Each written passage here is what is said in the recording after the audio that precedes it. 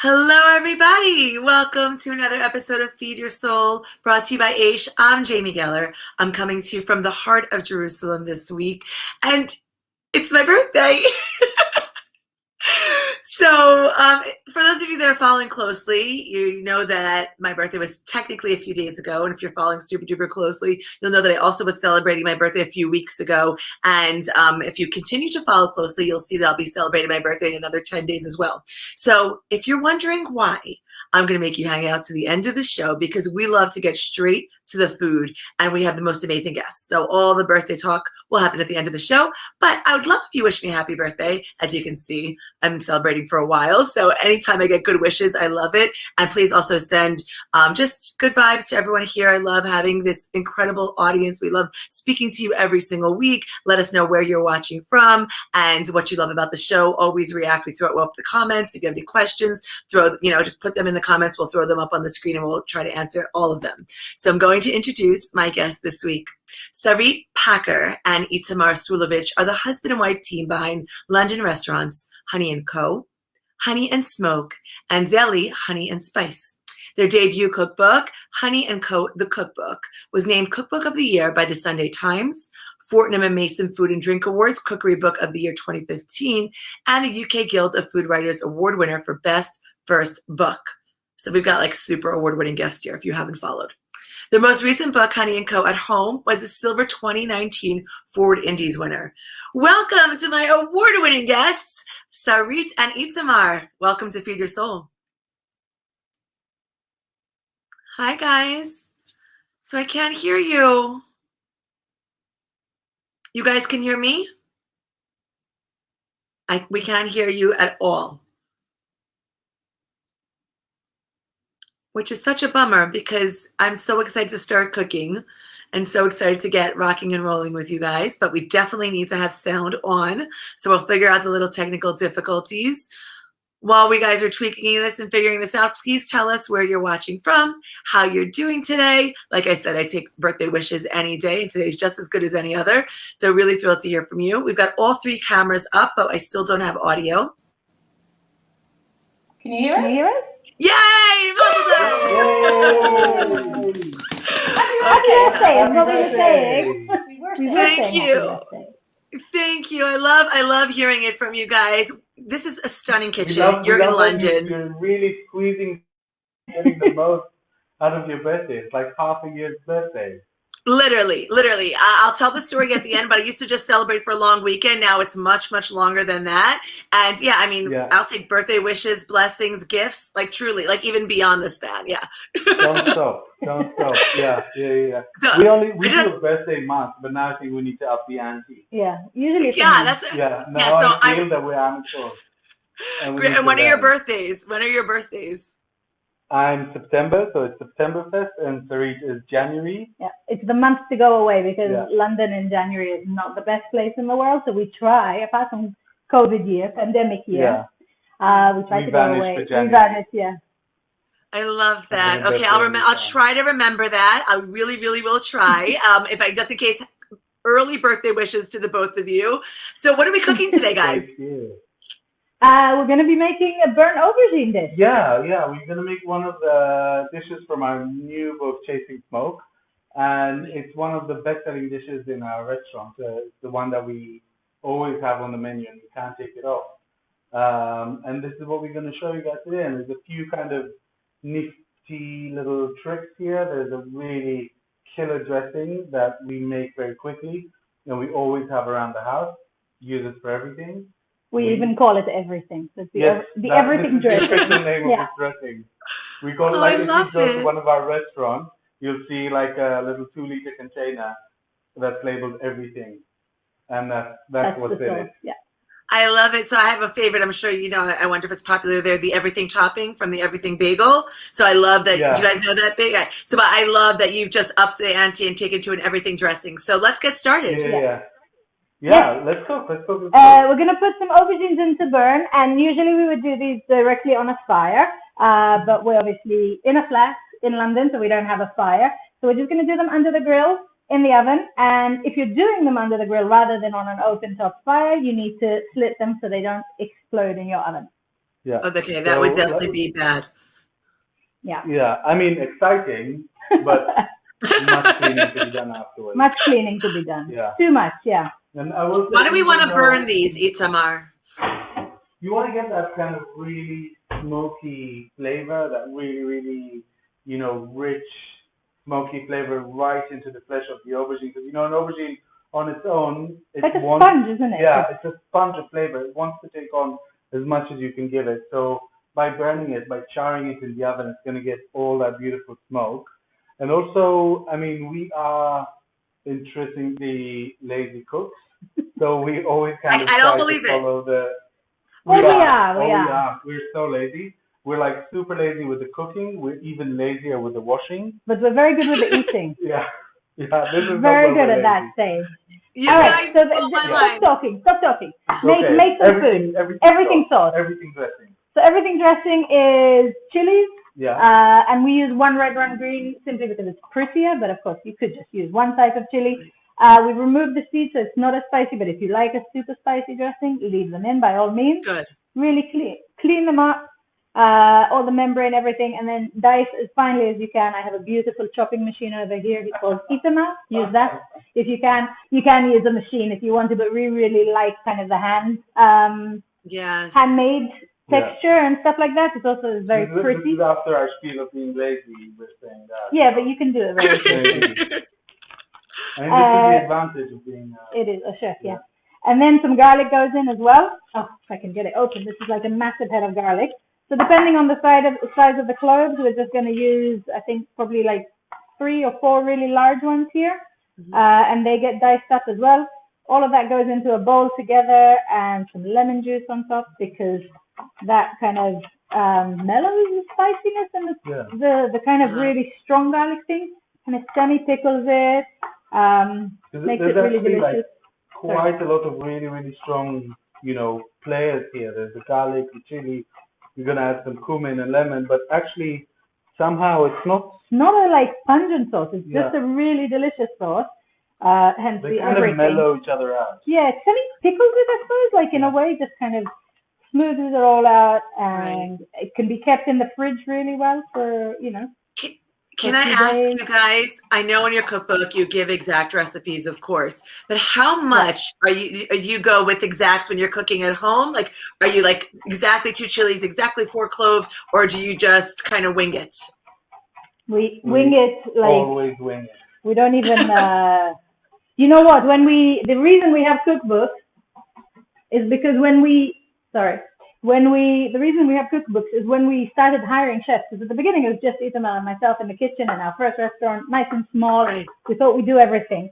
As we started hiring chefs, we needed to teach them how to make the food, and we wanted it to taste like our food. And they had to stand there with us with scales, and as we were making stuff, write stuff down so that we could actually give them the recipes to cook. So we're very intuitive cooks, but we've learned how to write a really good recipe so that we get chefs that can cook our food exactly in our restaurant.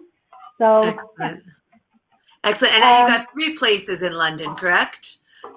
Yeah, 2.5. Like 3 places. 3 places, but 2.5 restaurants. Yeah, 2.5. One is a deli and a food store, and it's kind of where we do before COVID all our events, like our podcast, our food talks, and other events with people, and we sell kind of all the stuff we love. So it's like the store of our dreams. Yeah. So we don't have favorites, but if we did, we kind of have a bit of a favorite. It's like our baby of. We don't have favorites, but if we did. Nah. Anyway, we have a small restaurant, it's Tahini and Chili, that's our first one, and then we have a big restaurant, which is Tahini and Chili. You'll tell us what I love what Itamar did. It's such a great tip, the rolling of the lemon to get out all the lemon juice. That's one of my favorite tips to give to home cooks. I love seeing you using that, and look how he's squeezing the lemon upside down into his hand, so he's capturing all the seeds between the fingers. Yeah. Fantastic. Yeah, I love doing that. And you really want a lot of lemon juice here. This is the whole essence of this dressing. And rolling it, getting all the juice out, squeezing it fresh is really nice. So also leave me half a lemon, or should I get another one? No. Because I want some for my tahini. So the next thing I'm going to do is make a tahini. And this is just a really nice stone ground organic tahini, but use a nice kind of clear, we like the pale tahinis. This is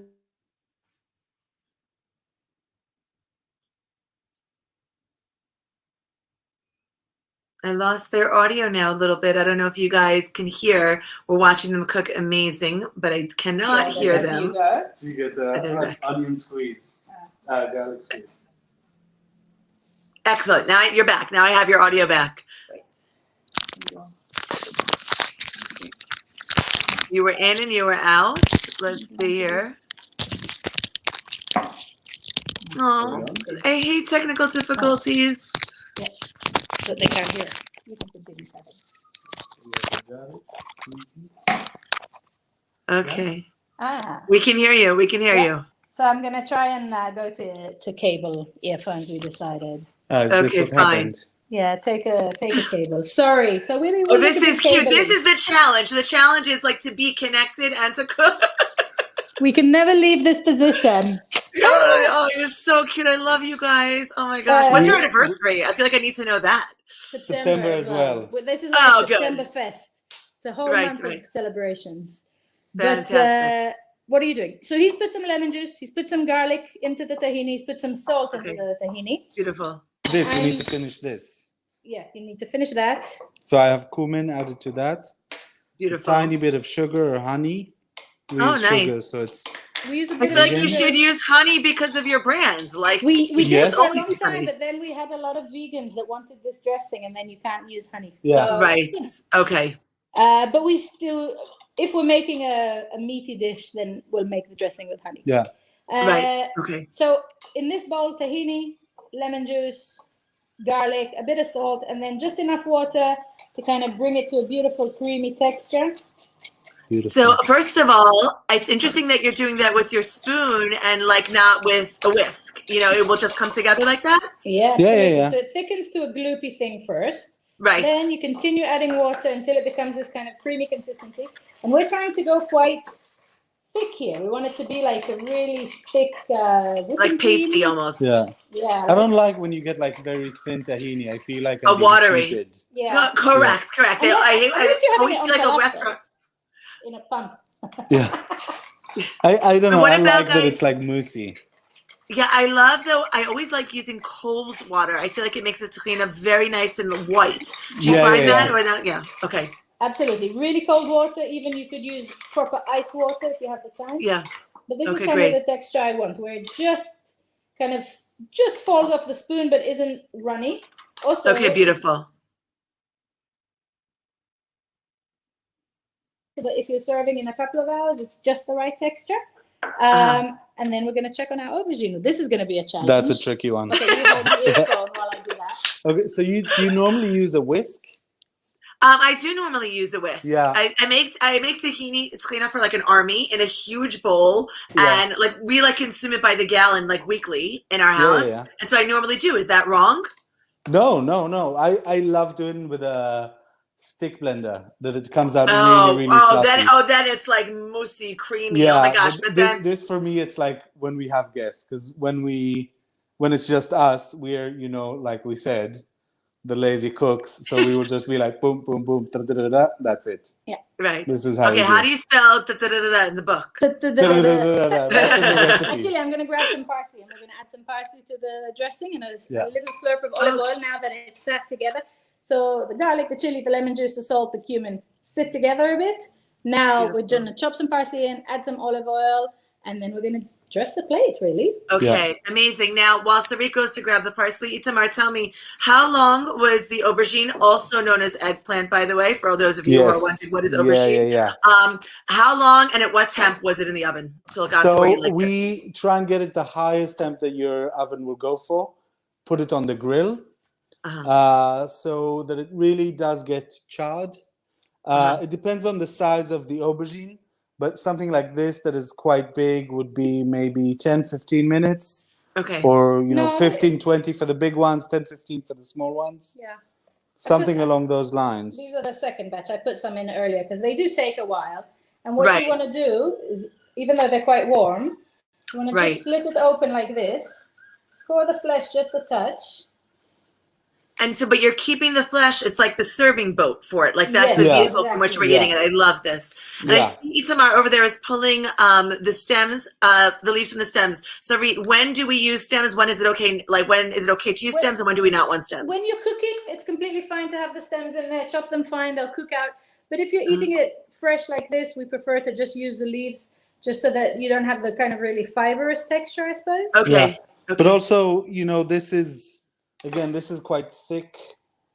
So if it would have been the finer, thinner, Like a delicate stem, you would have let it go. then I wouldn't be picking the leaves. We Okay. are, like I said, we are always following the path of least resistance. Always, And always, Sarit, always. that was sea salt, kosher salt. What did you? I can't let you do here, just anything sea without salt. telling me. In the UK, we don't get kosher salt. Will you pass me the olive oil? It's just on the side. Yeah. We don't We have it don't in get Israel kosher either, salt. by the way. This is a I very know. American. Yeah, I know. In Israel, when I came to Israel, I was freaking out. Like, where's the kosher salt? Where's Nah. there's All none. the salt is kosher. It's a very American thing. Like, I don't know. We never, you know what? When we came to America for our first book tour, the first thing we asked them was like, "Give us kosher salt," because we don't know what it is, and all these recipes, American recipes, called for kosher salt. But it is really, really nice. It's kind of the perfect size. It's a nice. Grain. It's the right grind, Yeah, right? Exactly. yeah. The sea salt can And often it be feels too coarse really and nice in crunchy. your fingers, and when you crunch it, it's just Yeah. correct. But it's not too crunchy. It's like, the Goldilocks and the Three Bears, like just Yeah. right. Just From all right. of the, Yeah. Yeah. In the UK, we use Maldon salt, which is Well done. It's a Right. more delicate crunch, I guess, but also But it's wonderful. a beautiful salt, and it Yeah. doesn't over salt things. And we actually even had a chance to go and see them make, Yeah. like harvest the Maldon salt. Yeah, amazing. Wow. It's really amazing. Yeah. Like they were. It's just like this Can you pass one me a plate guy from for down all there? the Maldon salt in the world. From behind the thing. This? What do you need? I think that this would make a great series, by the way. We should make two chefs come on and be connected by earpieces and like try to make a dish. Yeah. How long before we kill each other? Oh, we will do I was gonna say, like. how long will you stay married? Totally. Well, to be fair, we did Do I spend get a like second a one? year and a half in lockdown in this flat. Correct. So this is nothing. So if then. we haven't killed each other yet, I think we can manage Okay. we'll manage the earphone challenge. Okay, great. I think this is kind of the silver lining of COVID and lockdown. Correct, yes. We're Tell me a how lot many. tougher now. Yes. Oh, for sure. And I can see that, by the way. Tell me how many like servings per person? Like, what do you, how, like one for So two that- people? that- Like, how does this go? We In allow the an aubergine per restaurant, person. yeah. So if you serve it as a main course, I would give a whole one per person. Right. But you can serve like a few of these if you have a couple of people around. Serve them. Everyone digs in, like a little starter situation. Yes. Or if you have like a little salad selection, as we sometimes do in Israel, then this can join. But you The don't salatin. you don't eat Yeah. the skin. All you do is kind of use your spoon to scoop out everything. So Right, of I'm course, just of going to dress course. it with this everything. Sorry, dressing. if you don't mind to turn that bowl just a little toward the camera. Even the dressing, I wanted to see inside the yeah. bowl a little bit. So the Oh, I love texture- that. It's quite thick. It is It's quite like very thick, and it's textured. a lot of things, and when we put it Right. on the aubergine, we're like proper generous with it. Yeah, this is all the Right. flavor because we, apart from a bit of salt, it's kind of it doesn't have that much flavor in aubergine. Yeah. And you know what this dressing does? Or an eggplant. Tell me. It does everything. Does everything. Says so on the tin.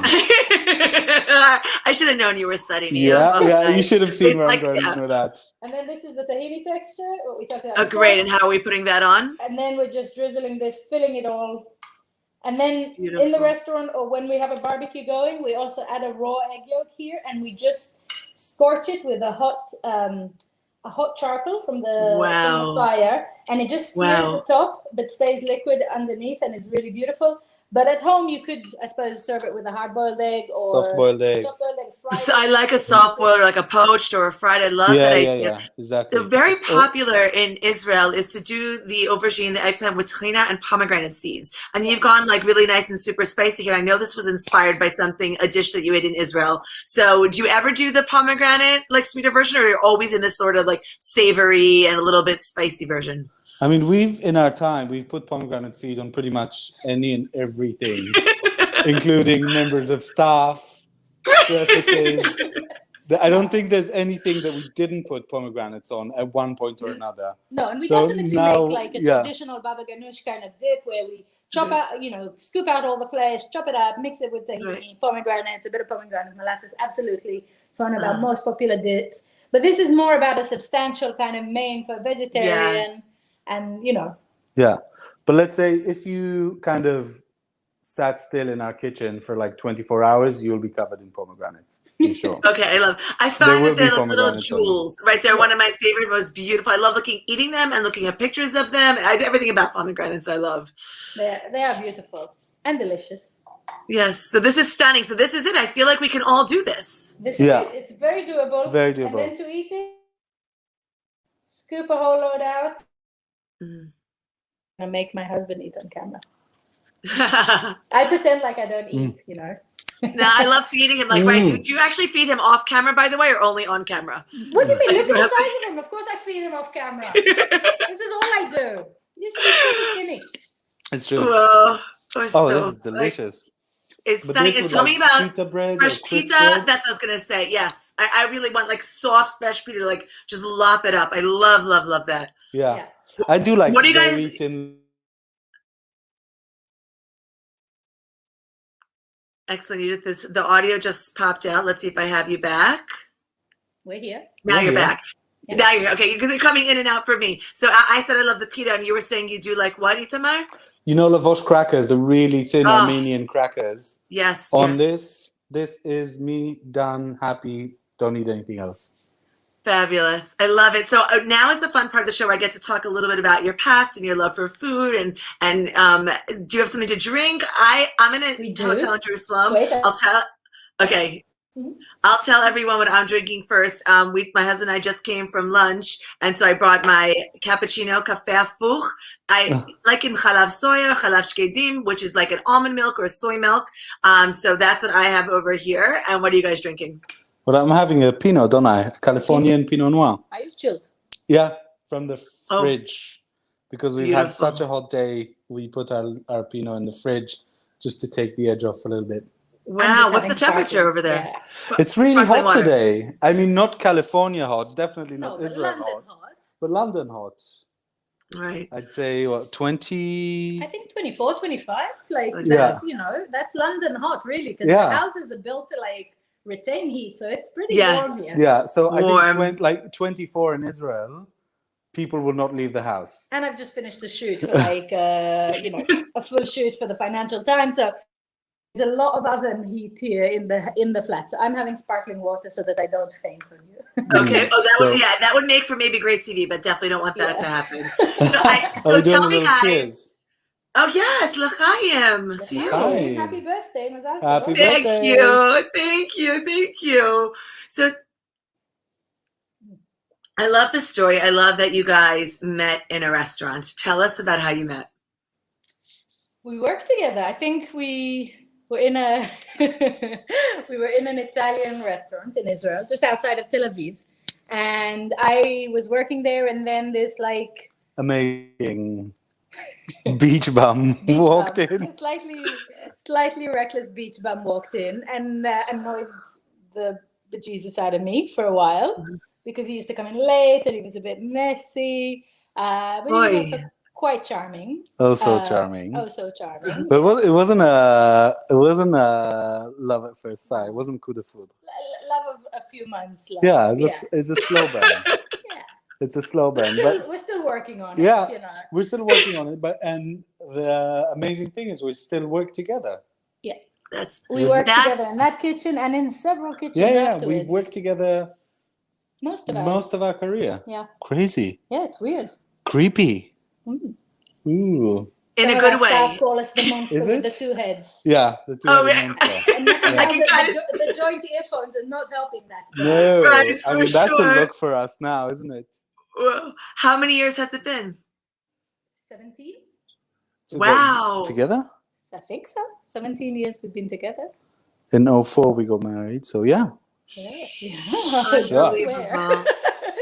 Shucks, that's your official. Yeah, it's been a while. We moved to London 15 years ago. Yeah.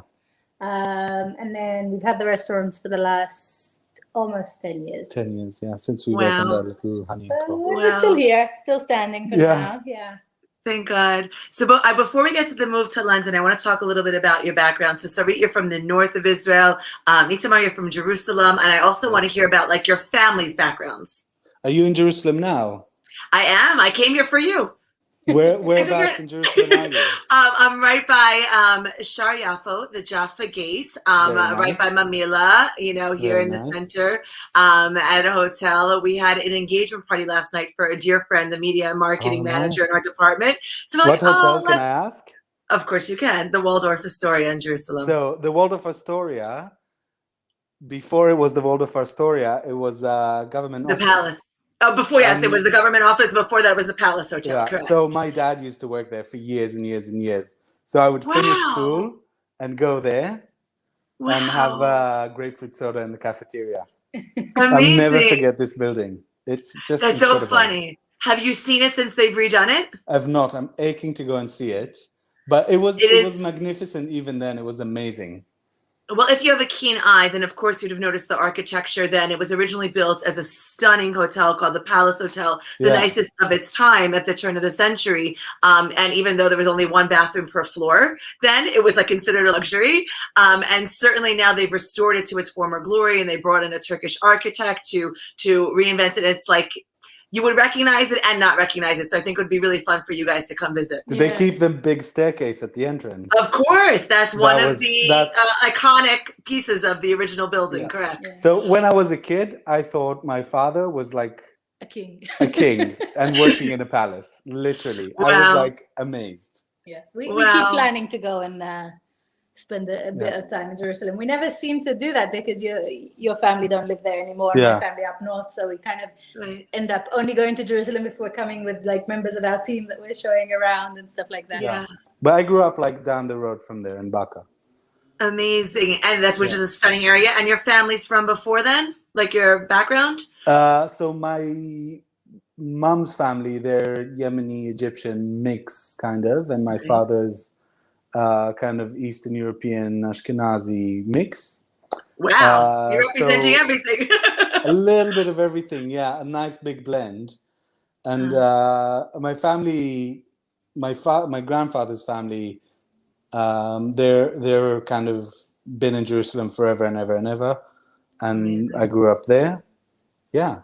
Amazing. And what was the North like? I'm sure very different than Jerusalem, Sarit. Yeah, I think we grew up in a very, very different way, Tamar and I, and it was quite interesting to see the differences. But I grew up in a really small village, and my parents in kind of a slightly English enclave because my parents are English actually. That's why your English is so stunning. Not just obviously that you have a command of language, but your accent. I love it. Our accents are slight mishmashy, I think, but yeah, my parents made Aliyah before I was born when my sister was a baby, so in the 70s. And yeah, and I grew up there, but because my parents were new immigrants, they only spoke English really until they got quite fluent in Hebrew. So we grew up in a very English-speaking household. Well, it's still Hebrish mostly. Hebrish, yeah, it's a mix. So, there's a lot of like the sentence that start in one country and end in another. And their neighbors and friends were all from like their, from their relocation center, from the Merkaz Klita. So all their friends were English speakers coming from America, from South Africa, from England, from Scotland. So I grew up with kind of all these Anglo-Saxon kind of people around, and the food was very different. And kind of, I suppose, only when we started going to school and stuff like that and mixing with a lot of friends' families, started tasting all this food that was quite different. So quite. I bet you were like one of the only house in the region to have scones. Definitely. And chicken pie and things like that. What's the name of the village, Sarit? It's called Kfar Bialik. It's just a little village just outside the Krayot. The Krayot is like a kind of, I suppose, the suburb of Haifa, which is the big city of that area. And we're just like a kind of agricultural land that's just outside of this. And my family and their friends were the first people to buy land without having a farm. This was as soon as they opened the ability to buy land without having to have. But we grew up with like a cow shed behind us, a turkey coop on our other side, tomato fields across. So it was really a very different. It smelled amazing in the summer. It was really nice. Night and day from Baka for sure. Obviously, It's very so different much. than Baka. Yeah, it's a far So cry much of from your Baka. food is so inspired by Israel and by the Middle East. You guys seem to be doing this before it became trendy, very much so in the last few years, but it seems that you've been doing this already for a decade before it became trendy. What made you think that people in England would be interested in this cuisine, and why do you think it's been so successful? Well, we didn't know what we were going into. No. We always wanted to have our own little place, and we wanted to cook our own food, that we cook at home, and the food that we love when we travel back or when we travel around the region. This is what we love to eat, and we thought we're gonna cook it, and maybe, Maybe people will come. people maybe will like it, and if not, we'll be, Fingers flipping crossed. burgers or I don't know what. But we will not. We said if it doesn't work, then we know, we had been chefs for many years. We said We if can this make doesn't lasagna, work, we'll make- everybody likes lasagna. Exactly. We were kind of open to everything, but we did just start by kind of cooking very, very homey food. It was really stuff that we cook for each other at home. Still is. And then we kind of said, let's see. And the reaction to that was so warm and so, loving. And Londoners were looking at that time for something independent and kind of generous in portion and spirit. And there was a lot of chains at the time, a lot of restaurant chains rather than individuals. So we kind of we were very part of lucky with group our of us, timing. A few people opened like these independent things, and we all managed to do well, which was amazing. It's unbelievable. There's room for so much, because I know that you both worked in Yotam Ottolenghi's kitchen, and obviously we know he and Sammy bring a very Middle Eastern, Israeli, Jerusalem vibe and feeling to the food in London. And it's incredible that there is such a hunger for this food. I'd love to know, why do you think it is?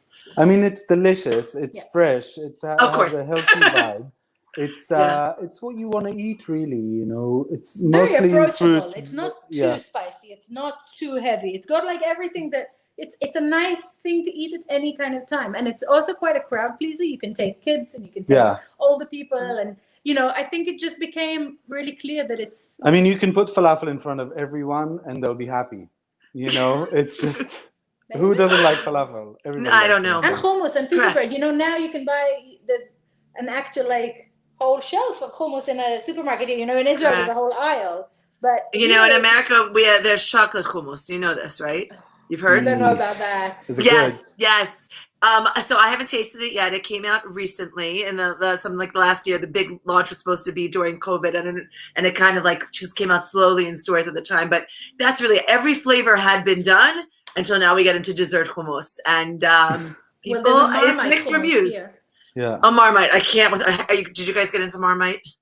I love Marmite. We love Marmite. I love Marmite. Wow, I can't. But I would not have it in hummus. Apparently, you should be happy. There's a big shortage of it now. Oh, phew. But I saw a recipe for cheddar cheese brownies. Cheddar cheese brownies? Yes. So it's a brownie with chunks of cheddar baked into it. No, that's not doing Okay, I'm not surprised. And by the way, we call this TikTok food. It's the crazier, the better. Yeah. But the show here is called Feed Your Soul, and I feel like I could see how you put your heart and soul into your food. It represents where you're from, your past, your history, and I see the way that you cook. Talk to me a little bit about whether there's a soulful or spiritual aspect to the way that you guys cook together. I think we wanted always for people to feel like they're coming to have dinner with us. This was always kind of the feel where it's not going to be super fancy. It's not going to be plated absolutely perfectly. But, especially because we had been chefs for so many years before we'd opened our own place, and also worked in fine dining and the whole everything's very precise. And we wanted something that felt very connected to real people, connected to what we want to kind of feed people and what they enjoy, what we enjoy. Yeah. And it is, it is in a way the best food you've ever had. It's not in a fancy restaurant, and it's not, you didn't pay a fortune for it. It's someone that you love made it for you. Probably someone from your family, probably someone at home. And then we always say to our chefs, this plate, you would serve it to your family, you would serve it to your friends, you would serve it to the people you love. If not, don't send it out to our guests. Don't send it out to our customers, And there is, I'm really, again, I don't want to trash anyone, but you see the restaurant and you see, chefs with tweezers and kind of these tiny herbs, and it just makes me want to cry. It's so depressing to me. Like, why do I want my food to be tweezed? I don't want that. No, it's fine. That's you just want for my something eyebrows, you're saying. I People should can just choose, keep yeah, it for my exactly. But eyebrows. people can choose their own way. It just wasn't our way. And Yeah. I think we wanted something that felt that it was ours. And that's all we did, really. Yeah. Why do you love feeding people? We're Jewish. I don't Yeah. know. Isn't that, This is like a Okay, it's Jewish confirmed. reflex, no? It is a reflex. You just, Yeah, it's like feeding and guilt. This is what we do. Yes, correct. So we do both really well, by the way. Yeah, Like, yeah. This is what I'm saying. Every time it's like someone, tried to lay a guilt trip on me, I'm like, I'm Jewish, man. What are you doing? What do you think you're Yeah. doing? It's a knee jerk, isn't it? It is. But it is what we've always done. Like, Yeah. always feed people. It makes them happy, makes them calm. Also, we can hide in the kitchen a bit. Yeah, I think there is that a little bit that you It's a wanna. bit for awkward people, I think, cooking. Yeah. Yeah, but not for you guys. You guys are not at all awkward, by the way. What are you It took us saying? many Well, years, many years it of took us a awkwardness. long time, yeah, and still we are more comfortable cooking. We would be more comfortable in a kitchen environment cooking rather than socializing, Definitely doing not anything in, like, else. cocktail gowns and Yeah. high heels and stuff like that. Yeah, like if we need to go to like a black tie thing, we will get nosebleeds. But if we put we it, offer to cater it, and then Yeah, go as caterers yeah. rather than as the people. yeah, this is kind of our place in the world. That's so funny. People ask me all the time if I cater, and I feel like it's such a hard job. I never do. I'd rather be there in the front enjoying the food and not having to cook. And it's so funny that you guys, that's just like your place. Yeah, It's our safe yeah, place, yeah. yeah, definitely. Okay, so my last question for you guys, I want to know if your parents, like, did they cook for you growing up? Did you grow up in that kind of household? Were they always feeding you? I'm sure they were always guilting you, but just tell me a little bit about that part of it. I mean, my mom's an amazing cook. Like, she cooks very English food, or now less. Right. Now she cooks a lot of stuff.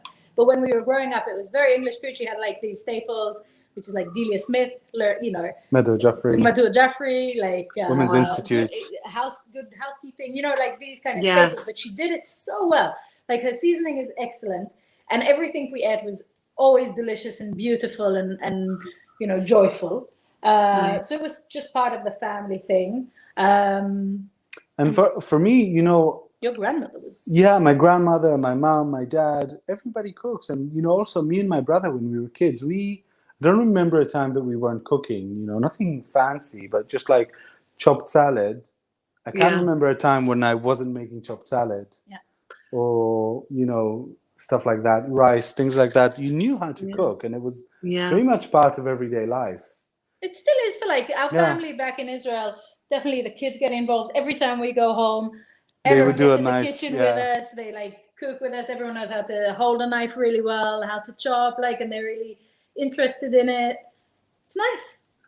I love how you speak about that. First of all, I love that you cook together. I love that you cook with family. And you've said a lot of times, joyful, happy, making people happy. And I think that's just an instinctual human desire. And to be able to do that through food, I always kind of feel like it's a little bit of your heart and soul on a plate. And when it brings joy and happiness and comfort to others, I think that's kind of in and out of the kitchen what we're all searching for. So I love that that plays such a role in the way that you cook and the feelings that you're trying to elicit from the people that you're feeding. Yeah. It's very nicely put. Yeah. Amazing.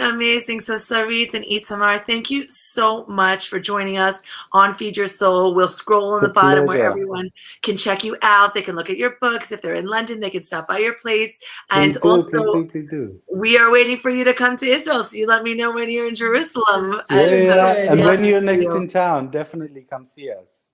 It's been a while since I've been in London. Obviously, I haven't traveled since, before COVID, but I remember it's excellent shopping there. And I love that it has a very European vibe, but at least I can understand everyone and communicate. So I always love that. So I'm looking forward to meeting you guys hopefully sometime in the future. And thanks so much for joining us on Feed Your Soul. Thank you so much. Bye. Bye. All right, everyone. So, hey. I hope that you enjoyed this week's episode. I did promise that I was going to tell you about my birthday. So here's the story. Oh, thank you, Randy, so much. Thank you. I grew up not religious. I was always Jewish, but I wasn't observant.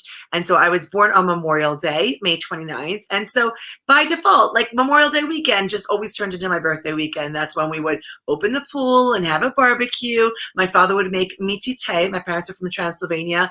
So this is a ground beef kebab, like oblong shape, with tons and tons and tons and tons and tons of garlic. And all of our neighbors would come. We actually had Indian neighbors who would love to, they would come running from my father's mitite, and then we'd have these like fabulous long Memorial Day weekend barbecues for my birthday. So my birthday was like by default a weekend, like a long weekend. And then as I later became religious and a Torah observant lifestyle, so my English birthday, which is obviously based on the Gregorian calendar, which is a solar calendar, is May 29th, but my Hebrew birthday is on the lunar calendar, which is in Hebrew, it's Chaf Bet Iyar, the 22nd day of the month of Iyar. And that does not fall out at the same time as May 29th. Very, very odd that I don't even know if they've ever fallen on the same day.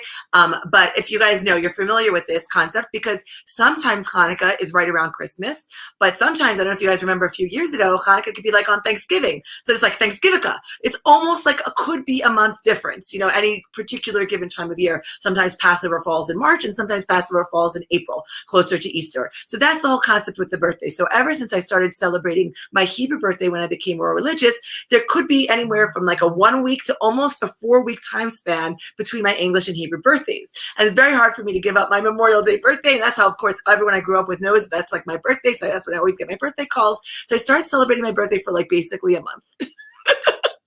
And it doesn't always span only the month of May. It could be May, June, or beginning of May, end of May. So that's basically the story of how my birthday became a month. Well, guess what? Thank you, Gail. Thanks so much. So then, based on different scheduling conflicts that we had, we scheduled my birthday weekend at a hotel for next week, because we're going in like 10 days. So that's going to be in June. So this year, we're literally celebrating my birthday for like 5 weeks. I know it seems like I'm in a hotel right now, because I am. If you guys were watching the whole show, a very dear friend got engaged last night, so we figured out we'll just say like, one night in Jerusalem. But this is not my birthday celebration. I'm coming back in 10 days for that. So that's the story of how I had this long birthday, and you can too. You could celebrate your Hebrew birthday and your English birthday, and you could just extend it, and then you get more blessings, you get more presents. I mean, like, let's just do it. There's a very cool site you could just Google, and you could put in, if you want to find out when your Hebrew birthday is, you Google the Hebrew birthday calendar, and you put in the day and the month and the year. Very important, the year you were born, because depending on the year you were born, the birthday will fall out differently on the Hebrew calendar. So that's today's little lesson. This is Feed Your Soul. I hope you enjoyed. If you're just tuning in now, thank you, Mommy. I really feel like, everyone's saying happy birthday to me. My mom's wishing me happy birthday. It's really a special day for the mother, too. And since I'm the oldest, that's the day that my mom became a mother. And she always says that a baby was born and a mother was born. And I feel like that, too. Like, I get so emotional on my kids' birthdays, because it's not only special for them, but it's special for the moms as well. I know all you moms out there know that. So, Randy, thanks again. Thank you so much for sending me birthday wishes from Long Island. Hey there, Melissa in Jersey. Thanks a ton. Bonjour. Hi, Rachel, Rachel in Paris. I love it. Hello there, Christine in the UK. I heard it's a hot day there today. Hi there, Shalom in Colorado. Hi there, Sam. Hi in Colorado. Hi, Anne in Switzerland. Oh, you guys are so sweet. I love seeing you from all over. Wow, Martu's from Hungary. Unbelievable.